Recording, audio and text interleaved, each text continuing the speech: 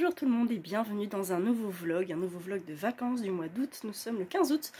On approche doucement du mois de septembre et de la rentrée scolaire. Voilà, je m'excuse pour le bruit, c'est les voitures qui passent. Il fait très chaud, on essaie de faire des courants d'air. J'espère que vous allez bien. Niveau lecture, j'en ai entamé. Il y en a que j'ai fini, il y en a que j'ai pas fini, donc je vais pas vous en parler tout de suite. Voilà. J'ai lu une épreuve non corrigée Nami qui était la dernière, qui était intéressante. Voilà. J'ai commencé un autre roman Nami que j'ai refermé malheureusement parce que j'avais pas du tout envie, parce que ça m'a énervé. Voilà, mais c'est pas grave. Et j'ai commencé un bouquin pour le jury du festival sans nom. Enfin, j'ai bien commencé, même j'ai passé largement la moitié. Et je me suis rendu compte que ça faisait plusieurs dizaines de pages que en fait j'avais pas plaisir à y retourner. Donc je vais essayer de le continuer, je vais essayer de le finir, mais malheureusement je suis un peu passée à côté, quoi. Voilà. Et sinon je regarde des vidéos YouTube. Voilà. Je regarde des vidéos de rangement et de routine de jeunes femmes japonaises qui rangent leur appartement vachement bien, avec plein de trucs de chez Muji et de chez Ikea, et je fais des listes interminables de choses que je veux acheter là-bas et que je veux ranger chez moi. Voilà. Mais je vais bien sinon. Voilà, sinon écoutez, c'est les vacances, ça se passe bien, c'est cool. J'ai quand même hâte de la reprise, parce que 2 mois de vacances pour un enfant c'est long. C'est très très long. Et du coup on a un peu hâte qu'il retrouve un cadre, vous savez, l'école, tout ça. Parce que là c'est un peu la fête à la maison. Donc voilà. Mais sinon écoutez, là niveau lecture alors j'ai commencé un autre livre pour le festival sans nom, dans lequel je suis beaucoup mieux, qui est pas très long, donc que j'aurais lu demain, non, peut-être dimanche, j'aurais peut-être fini dimanche. Si je le finis pas dimanche, je le finirai lundi, c'est pas grave. Et la semaine prochaine, je vais lire Autopsie d'un drame de Sarah Vaughan, que les filles m'avaient offert pour mon anniversaire et que je vais lire avec Audrey. Donc voilà, petit thriller, je pense, thriller domestique, quelque chose comme ça il me semble, qui me donne très envie, donc je suis bien contente. Voilà, niveau audio, rien, à part des podcasts. Donc c'est un peu les vacances littéraires aussi. Voilà, c'est chill. J'ai largement dépassé mon quota de lecture pour cet été. Et il me reste actuellement 8, 8, 16, 17 livres de pales confondues. Voilà. Pales prioritaires, pales non prioritaires, 17 livres en tout. 9 et 8. Donc je suis large niveau pâle, et j'ai largement le temps de diminuer ça encore. Désolée pour le bruit. Voilà, à part ça je regarde des vidéos, je regarde des vlogs aussi, je regarde des vlogs de Séverine, et ça m'a fait rire parce qu'hier elle a mis dans son vlog, enfin dans son premier vlog d'été là du mois d'août, qu'elle avait un petit peu ras-le-bol des fois d'Insta, des réseaux, de tout ça, et je la rejoins un peu en fait. J'en ai un peu marre d'Insta, j'avoue. Et en fait, je me suis rendu compte, en regardant les stats YouTube, que de toutes les personnes qui me suivaient, j'avais personne dans la tranche 18-24. J'ai très peu de monde dans 24-35, je crois. Et comment dire, les personnes qui regardent mes vidéos, en majorité, ont entre 35 et 65 ans, en fait. Donc, ça me convient très bien, c'est super. Et je me dis que c'est peut-être des personnes qui ont un peu plus de philosophie et de recul sur les choses et sur les réseaux sociaux. Et ça me fait plaisir parce que je suis plus dans le mood il me faut du like, il me faut des abonnements, tout ça. Enfin, j'ai plus rien à prouver Insta, j'ai un certain nombre de personnes qui me regardent, enfin, qui me suivent sur Insta, parce que ça fait 9 ans que j'y suis, c'est normal.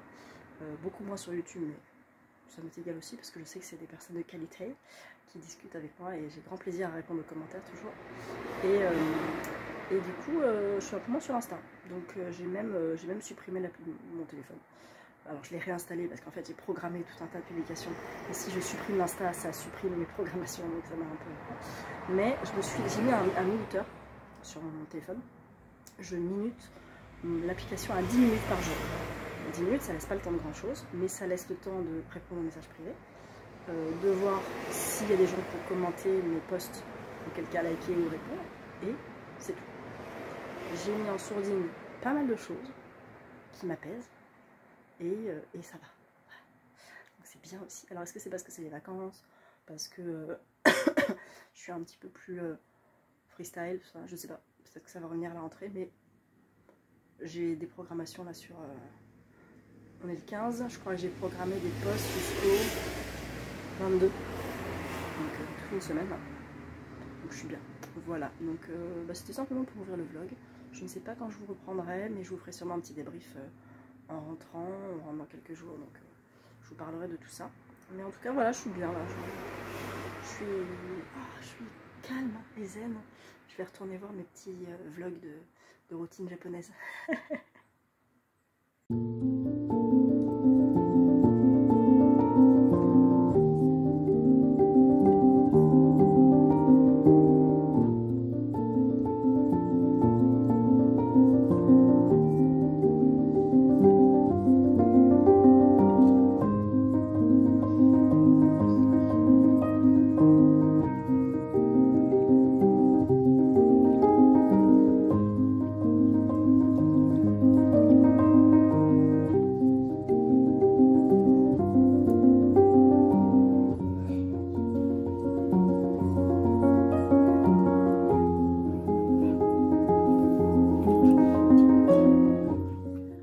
Samedi 23 août, je crois, et j'espère que vous allez bien.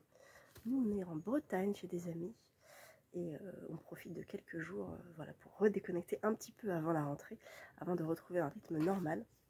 Je viens vous parler 2 minutes parce que la dernière fois que j'étais venue vous parler, je crois que je lisais La femme silencieuse.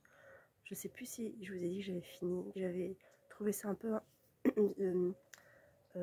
c'est une lecture un petit peu mitigée, voilà, j'attendais vraiment d'en savoir plus sur cette relation entre Sylvia Plath et Ted Hughes, parce que là c'est plus une analyse de biographie sur Sylvia Plath, une analyse d'analyse finalement, donc c'était quand même intéressant, mais c'est pas tout à fait ce que j'attendais, donc voilà, c'est pas très grave.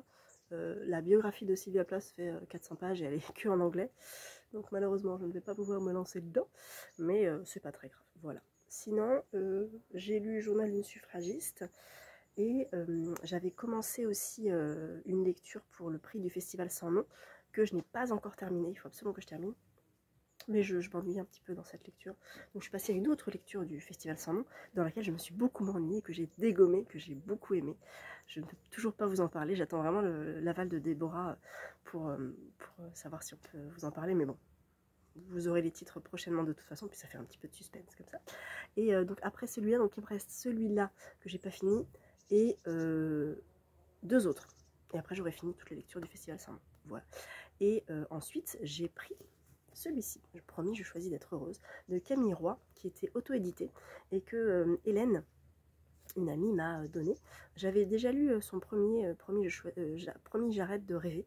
Il y en a d'autres, alors là c'est le deuxième, donc je pense pas qu'il y ait 2 autres, mais il y a Promis je vais t'aimer et Promis, il y en a 4 en tout. Il y en a un bleu que j'ai lu, celui-là, le jaune et le rouge. C'est en auto-édition, c'est plutôt pas mal écrit, c'est assez drôle, c'est de la comédie romantique, il y a une petite histoire d'amour. Je suis pas fan d'habitude, mais comme j'avais déjà lu un bouquin d'elle et que j'avais vraiment beaucoup aimé, je savais que j'y allais confiance, donc je pouvais y aller sans aucun préjugé de me dire ça va être cucu. Et ben non, c'est pas trop cucu. Il y a bien sûr une relation qui se dessine, on se doute de ce qui va se passer, mais il y a quand même des petits éléments rocambolesques, voilà. Donc j'ai passé un bon moment, je l'ai lu assez vite, il fait 300 pages, mais 300 pages auto-éditées, donc ils sont assez, voilà, c'est des grandes pages quoi, c'est un grand format finalement. Voilà, donc bah, écoutez, c'était assez chouette. Là on suit Sabrina, j'allais dire, non, Sophie, pardon, qui a 29 ans et qui veut ouvrir sa boutique de fleurs à Montmartre. C'est un peu le cliché parfait, mais bon, pourquoi pas, ok. Donc elle va réussir ça, et elle va faire... il y a des mouches. Elle va faire fructifier sa petite entreprise. Et puis la vie, c'est cool. Elle vit avec 3 autres filles qui s'appellent Nina, Louise et Marion. Et j'ai l'impression que ce sont les 4 héroïnes des 4 bouquins. Parce que là, c'est Sophie. Et je crois que je crois que les 4 colloques sont en fait les 4 héroïnes de ça. Parce qu'il y a une journaliste, une pâtissière, je crois, et l'autre, je sais plus ce qu'elle fait. Elle a un resto peut-être, je sais plus, bref. Donc voilà, c'est assez intelligent d'avoir fait ça. Et c'est bien, et c'est doudou, et c'est chouette, et c'est drôle, et c'est pas trop bébête, quoi. Voilà, comédie romantique, moi je suis pas trop fan, mais là j'y allais vraiment en me disant ça passe. Je sais que ça passe, il n'y a pas de problème. C'est ma jauge est bien, voilà, je savais. Et puis c'était cool, donc voilà. Sinon, je suis un peu en avance du coup pour ma prochaine lecture, puisque je voulais lire Anatomie d'un scandale de Sarah Vaughan, que je n'ai pas ici, parce que j'ai prévu de le lire à partir de lundi avec Audrey Boukine.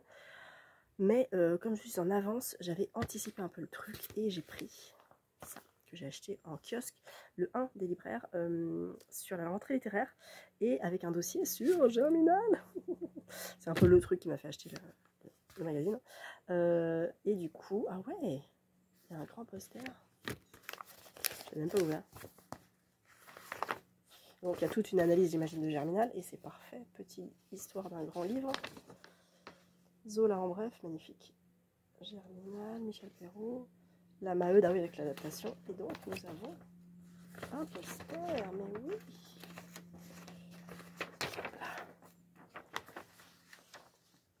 Je sais pas si vous voyez grand chose en fait. Avec le soleil. Bon, bref, c'est un poster de Germinal dans les mines. Voilà.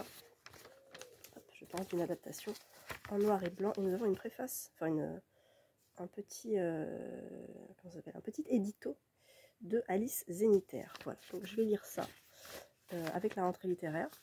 Et de quoi il parle notamment? Comment la littérature a raconté le peuple, bah oui, trouver la voie juste, imaginer des librairies plus populaires et les 15 coups de cœur des libraires. Parce que là, la rentrée littéraire est en marche, ça y est, ça commence à sérieusement sortir. Moi, j'ai mis mon post sur Insta ce matin. Et ma vidéo YouTube des prix aussi ce matin. Alors j'ai lu 1% de la rentrée littéraire. J'ai lu 5 romans seulement. Ah oui d'accord, ok. Ah bah, il y a le Léonore Recondo que j'ai pas encore lu. L'Enseveli, ok. Les autres je les connais pas. Ah si, Nourrice, je l'ai vu passer. Ok. Ok.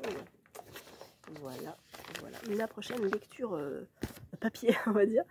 Ça y est, j'ai mon nouveau crédit Kobo qui est arrivé, mais je vais patienter un petit peu parce qu'il sera consacré, je pense, au nouveau Joyce Maynard, Par où entre la lumière, qui est la suite de Où vivaient les gens heureux. Et je me le garde là pour mes petits trajets à la rentrée en voiture. J'ai hyper hâte. Et c'est la suite, donc j'ai commencé à lire le résumé et je vois où on se situe. Et ça va être bien, ça va être cool. Voilà, je suis un peu moins présente sur Insta en ce moment parce que j'ai pas envie d'y être. J'ai pas envie de juste scroller pour voir des publications qui m'intéressent à moitié, qui me font dire ah ok il y a ça, ah ok il y a ça. Non, j'ai pas envie d'avoir trop d'informations littéraires. J'ai arrêté de suivre quelques comptes aussi parce que je me suis rendu compte que finalement les comptes pour lesquels mon attention était le plus retenue, c'était les comptes soit de librairie, soit de maisons d'édition, soit d'auteurs. Donc j'en ai beaucoup, en fait je suis beaucoup de maisons d'édition. Et puis ils postent régulièrement, donc toutes les nouveautés, bah, je les vois. Et j'ai pas besoin de revoir chez les uns et les autres des reposts de maisons d'édition que je suis en fait. Donc, je me suis permis d'arrêter de suivre certaines personnes. Et je me dis que si les gens ont vraiment envie de me parler, bah, ils viendront me parler en message privé et ça sera super. Voilà, j'ai pas besoin d'être présente systématiquement. Donc je me suis mis un minuteur à 15 minutes par jour sur Instagram. Et c'est très bien. Voilà, je regarde 1 ou 2 posts, 2-3 stories. J'ai programmé tous mes posts là. Là c'est le dernier que j'ai programmé, j'ai plus rien après. C'est pas grave. Mais voilà. Instagram n'a pas besoin de moi pour vivre pour l'instant. Et j'ai pas besoin non plus d'Insta pour vivre. Là, je me repose, c'est cool, ça fait du bien. Mais je lis quand même, donc ça c'est toujours chouette. Et j'ai toujours plaisir à revenir ici pour vous les partager, ces lectures. Donc je reviendrai probablement, là on est samedi, pas demain, peut-être lundi ou mardi, histoire de vous raconter un petit peu le Sarah Vaughan. Et puis je conclurai ce dernier vlog de vacances, je pense fin de semaine. Vers le 30-31, puisque lundi c'est la rentrée, et lundi on reprend, c'est la rentrée des vlogs aussi, on va reprendre un rythme un petit peu plus normal pour ces vlogs, et comme ça sera bien, voilà. N'hésitez pas toujours à me dire ce que vous lisez, parce que je suis curieuse, est-ce que vous avez lu, est-ce que vous allez lire des romans de la rentrée littéraire, lesquels vous tentent? Moi j'en ai lu 5, j'en ai malheureusement, en fait j'en avais 7, j'en ai abandonné 2, et je suis très embêtée de les avoir abandonnés. Encore une fois, j'ai pas trop envie de vous en parler, parce que c'est faire une mauvaise pub à la maison d'édition, qui est une bonne maison d'édition. Et c'est influencer des gens pour lesquels peut-être ces lectures-là seraient des lectures intéressantes. Donc je préfère ne rien dire, ne pas donner de titre, ne pas donner d'auteur. En l'occurrence, c'est 2 autrices. Mais bon, c'est comme ça. Il y a 500 qui sont sortis. Je ne sais même pas s'ils en mettent là. Ils mettent pas le nom de romans qui sortent à la rentrée littéraire. Bref, 500 quoi, je pense. Encore 500, encore 400 en janvier. Ça fait 900 bouquins, rien que pour là, quoi. Et il y en a tellement qui partent au pilon, qui sont pas vendus dans les salons. Tous ceux qui sont pas vendus au salon, ils partent en pilon, quoi. J'étais dégoûtée d'apprendre ça. C'est comme ça, voilà, bref. Donc moi, je ressors des vieilleries. Enfin, oh, excuse-moi. Hop là, j'ai un chien à mes pieds. Des vieilleries de ma wishlist qui sont rentrées dans ma palle il n'y a pas très longtemps. Et je ne suis pas forcément toute la mode littéraire, et je crois que c'est pour ça aussi que vous me suivez, certains d'entre vous, parce que vous aimez bien ne pas voir systématiquement tous les mêmes titres à chaque fois dans tous les comptes Instagram et dans tous les comptes YouTube, dans tous les vlogs YouTube. Donc c'est ça aussi que j'aime bien, c'est ne pas forcément lire ce que tout le monde lit. Alors oui, bien sûr je suis influencée, donc bien sûr que je vais lire des nouveautés et que j'aime bien, mais il n'y a pas que ça, quoi. En plus déjà, bon, ma palle est à 15, ma palle est à 15 pales prioritaires et une palle non prioritaire. Je suis à 8 en palle prioritaire et à 7 pales non prioritaires. Donc je suis très très fière de moi, très contente. J'étais à 39 au début de l'été. Voilà, j'en ai reçu un aussi, donc j'en ai lu. Mais j'en ai reçu, donc j'en ai pas acheté, j'en ai acheté aucun. Et j'ai aucun mal, j'ai même pas coché mes petites cases de mon template du groupe No Buy. D'ailleurs, je leur ai même pas fait un coucou depuis longtemps. Il faudrait que je le fasse. Mais en tout cas, j'ai eu aucun mal à me priver d'acheter des bouquins cet été. Mais vraiment aucun mal. Parce que ça fait 2 ans, je crois que je fais ça, 3 ans peut-être, que je n'achète pas de livres l'été. Et voilà, j'ai acheté ça. Voilà. Ça compte? Et bah ça compte, ok, si vous voulez. Mais bon, bref. Donc je suis bien contente de ça. Et c'est trop cool. Je sais qu'en été, la palle, elle fait ça. Et en plus, il n'y aura même plus, je pense, besoin de faire ça si vraiment je me maintiens à entre 5 et 10 bouquins à la palle. C'est top, quoi. Parce qu'il y a des bouquins, encore une fois, que je ne lirai pas tout de suite. Parce que j'ai pas envie de lire tout de suite. Donc voilà. Et puis, et là, je me tourne de plus en plus vers ma future palle de classiques que je veux lire en 2026. Qui compte une bonne douzaine de bouquins maintenant. Et je me dis que je ne vais pas en lire un forcément tous les mois, mais peut-être un peu au gré de mes envies. Et là, chez mon père, j'ai récupéré, en fait, il avait, vous savez, tous les Jules Verne, mais qui sortaient chez le marchand de journaux, très très beaux, reliés avec des images magnifiques et tout. Il les a, peut-être pas tous, mais il en a au moins une vingtaine. Et moi, je voulais lire De la Terre à la Lune. Voilà, donc je l'ai pris. Donc, ah bah, et ça fait plus un dans la palle, ok. Mais je ne l'ai même pas mis dans la palle. Mais du coup, je le lirai, je sais pas quand, mais en tout cas, je sais que je vais lire plus de classiques en 2026. J'ai Le Joueur de Dostoïevski qui m'avait été offert. Je veux lire Madeleine Ferrat, absolument, de Zola. Je veux lire Le Petit Prince. Je veux lire. Je veux en lire vraiment beaucoup qui me paraissent à moi essentiels dans mon parcours de lectrice et qui me feraient du bien de découvrir. Vraiment, Le Petit Prince, j'ai hyper hâte. Et en même temps, j'ai peur parce que je l'ai étudié en 6e, Le Petit Prince. Étudié. Donc, tu lis des passages, et encore, t'es en 6e, donc c'est pas fou. Et je sais qu'on avait fait une rédaction en lien avec Le Petit Prince. On devait avoir, c'était un sujet d'imagination, je sais pas quoi, 95, hein, donc voilà, c'était... j'ai retrouvé ma rédaction, et c'était rigolo de voir que déjà à l'époque, j'avais pas mal d'imagination, puisque j'avais fait une rédaction sur des lettres. Alors, le P était un personnage, le Z était un autre personnage, et j'avais tout un dialogue en lien avec ces lettres-là. Je trouvais ça pas mal pour un devoir de 6e quand même. C'était pas mal. Donc Le Petit Prince, en fait, je le connais depuis la 6e, mais je ne l'ai jamais lu vraiment. Et je sais qu'il y a plusieurs degrés de lecture, que c'est un livre qu'on peut lire tous les 10 ans, on apprendra de nouvelles choses, ça nous parlera à différents moments de notre vie. Donc c'est pour ça que j'ai hâte et en même temps peur, parce que je me dis que je ne l'ai pas lu moi quand j'étais jeune.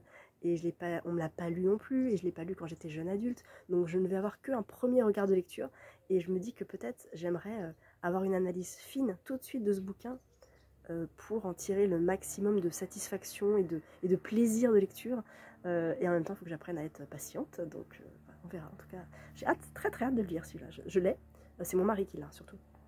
dans sa bibliothèque à lui, parce qu'on lui avait offert justement, il l'a, donc ce sera parfait, je prendrai cette édition-là. Mais je ne l'ai pas mis dans ma palle, celui-là. Voilà, bah écoutez, ça va Momo? J'ai un beau gros chien à côté de moi, je vais vous le montrer. Non, oui, moi oui, moi oui, moi oui, moi oui, moi oui, moi que tu es beau. C'est qui le plus beau? C'est maman. Voilà. Donc, qu'est-ce que je disais?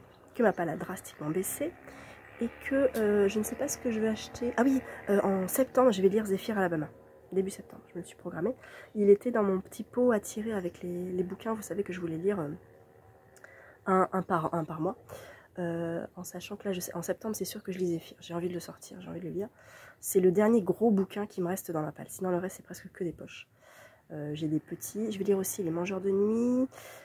Il me reste donc 2 livres pour le festival sans nom. Et puis après, bah, les nouveautés que j'attends vont sortir aussi. Donc je vais recevoir des bouquins. Donc c'est pour ça que j'essaie vraiment au max de descendre la palle.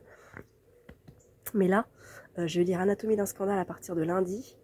Et puis après, tout doucement, on arrive au 1er septembre. Donc bah, mon défi Nobail sera rompu, si j'ose dire. Même si je vais continuer jusqu'à ce que j'ai en librairie. Si jamais j'ai un bouquin qui vraiment me tente de dingue et que je ne peux plus attendre et que j'ai envie de le lire immédiatement. Pour l'instant, il n'y en a pas. En fait, il y en a plein qui me tentent, bien sûr, mais non, pour l'instant, la rentrée littéraire me... En fait, j'ai toujours cette impression de me dire oh, celui-là, il me tente de fou. Il me tente. Et quand je l'ai entre les mains, je me dis ouais, même pas tout de suite.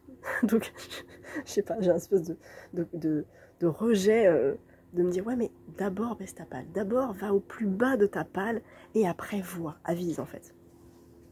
Donc je me prive pas, je me raisonne en me disant finalement oui ces bouquins-là seront toujours là, dans 1 mois, dans 2 mois, dans 6 mois, et peut-être que j'aurai la chance de rencontrer l'auteur ou l'autrice et ça sera encore mieux parce que justement je pourrai tout de suite lui faire dédicacer, ça sera trop bien. Donc voilà, je suis bien, je lis, je profite et j'espère que vous ça va, voilà, si vous lisez de la rentrée littéraire, dites-moi et je vous retrouve la semaine prochaine, tranquillement. Bonjour tout le monde, on est lundi matin et je suis en formation pour passer un concours que je repasse. Voilà, donc là c'est la pause, donc je profite pour vlogger parce que mon mari et mon fils sont partis faire les courses. Et je peux voilà, vous parler de tout ce que j'ai à vous parler. J'avais terminé, promis je choisis d'être heureuse, je vous en avais parlé. J'ai terminé aussi les rangées, la rentrée littéraire, le 1 des libraires qui parlaient de la rentrée littéraire et de Germinal. Ça m'a donné hyper envie de relire Germinal. J'ai pris des notes, j'ai noté aussi des livres qui parlent des classes ouvrières, du lectorat, enfin des livres populaires, à prendre avec des super pincettes. Je vous le sors en fait en même temps, comme ça je peux vous expliquer un petit peu ce que j'ai vu. Donc, Germinal, on a un poster, je vous l'avais montré, et en fait j'ai tout lu, et c'est très intéressant parce qu'il parle, il y a une interview de Laurent Demanze, qui est chercheur et critique littéraire, et qui parle justement de la littérature du peuple, de Zola bien sûr, et aussi d'autres romans qui ont parlé justement de ça. Il y a notamment une petite frise, Le peuple en 12 romans, alors vous allez me dire si vous les avez lus. Moi j'aimerais beaucoup lire François le Champy de Georges Sand qui évoque les difficiles conditions de la vie paysanne. Hugo oui, lu, Zola lu, celui-là non, j'ai pas envie. Hôtel du Nord de Eugène Dabit, je ne sais pas, qui est représentant du réalisme social, raconte des tranches de vie ouvrière à Paris. Je pense que j'aimerais beaucoup. Il y a du Céline avec La mort à crédit qui transpose en littérature le parler populaire dans toute sa vitalité, peut-être que ça peut être pas mal. J'ai noté aussi L'établi de Robert Linhart, récit autobiographique, raconte le quotidien dans une usine Citroën. Ça s'appelle L'établi, pardon, oui, je ne sais pas si je l'ai dit. François Bon avec Sortie d'usine qui évoque l'aliénation du travailleur à l'usine de la mécanisation, à l'heure, pardon, de la mécanisation. Il y a aussi À la ligne d'un auteur qui est malheureusement décédé, je ne me rappelle plus de son nom, qui a l'air vachement intéressant sur le travail à la chaîne. Voilà. Je ne savais pas du tout la place de Annie Ernaux qui explore la condition des transfuges de classe. Je pensais que ça parlait de sa relation avec son père. Et peut-être que ça l'évoque aussi. Et du coup, c'est un tremplin pour évoquer le transfuge de classe. Mais du coup, je serais curieuse de le lire. Je ne savais pas quoi lire de Annie Ernaux. Et la place ne me tentait pas trop parce que le lien avec le père, voilà. Voilà. Et puis, du coup, là, ça me tente. Voilà. Nicolas Mathieu, Connemara, je ne l'ai pas aimé. Malheureusement. 5 mains coupées de Sophie Divry revient sur les manifestations des Gilets jaunes et leurs revendications. Ça a l'air trop bien. Et j'en ai noté d'autres. C'était quoi? Miette, voilà. Pierre Bergougnoux, grand écrivain du monde rural. Dans ses récits, Miette, par exemple, il raconte le monde paysan en disparition, mais aussi ce que la violence, la difficulté du travail agricole a comme effet sur leur manière de se représenter le monde. Voilà, ça a l'air vachement intéressant. Et j'en ai noté d'autres, je crois. Je sais plus. Bref, c'est super intéressant. Et voilà.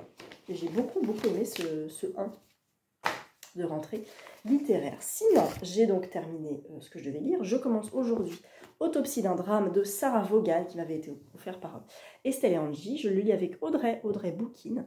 Je ne vais pas avoir beaucoup de temps pour lire aujourd'hui, ni demain, ni mercredi. Bref, ça va être une semaine, peut-être il me fera la semaine, et c'est très bien, il fait presque 500 pages, donc ça sera parfait. C'est un roman psychologique, un thriller psychologique, je pense, avec Jess, mère au foyer, qui fait preuve d'une grande dévotion envers ses 3 enfants. C'est du moins la façon dont Lise, son amie depuis 10 ans, l'aperçoit. Mais le doute s'installe lorsque Jess se rend aux urgences pédiatriques où travaille Lise dans ses bras, sa fille Betsy, âgée de 10 mois, présente tous les signes d'un traumatisme crânien. D'ordinaire si attentionnée, Jess semble étrangement distante et ses explications ne collent pas avec la blessure de l'enfant. Lise s'interroge sur la sincérité de son amie. Pourquoi a-t-elle attendu si longtemps avant de se rendre à l'hôpital? S'agit-il vraiment d'un accident, comme elle l'affirme? Un drame psychologique brillamment tissé qui sont des enjeux de la maternité et de l'amitié, qui interrogent ce qui nous lie et ce qui nous sépare. Donc, la petite, elle a 10 mois, ça va. Je pense que j'ai passé le stade. En plus, c'est une petite fille. Moi, j'ai un garçon, il a 6 ans, donc ça va. Je pense que le parallèle ne se fera pas trop, a priori. Mais je me méfie toujours de ces romans-là où il y a un enfant impliqué. J'ai mal à mon petit cœur de maman, donc je me méfie. Mais là, ça a l'air d'aller. Voilà, il fait quand même 500 pages. Elle a écrit Anatomie d'un scandale. Et elle a écrit Fragile réputation aussi, qui était sorti, j'ai vu en 2022, je crois. Donc ça fait un petit moment, peut-être qu'elle en écrit un, peut-être qu'elle va en sortir, j'en sais rien. J'ai vu qu'il y avait une adaptation de Anatomie d'un scandale, je crois. Donc voilà, il me tente bien et je suis trop contente. Sinon, j'ai reçu deux romans, enfin un roman et un graphique.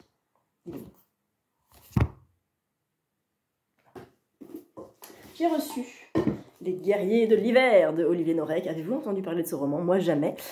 Donc il a eu beaucoup de prix et beaucoup d'encensement et de dithyrambisme, voilà.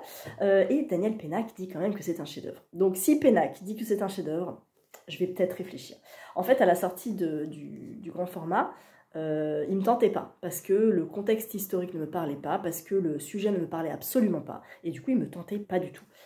Mais, voilà, ça fait un an, peut-être qu'éventuellement, il n'est pas impossible que je le lise. Voilà. Je prends des gros guillemets.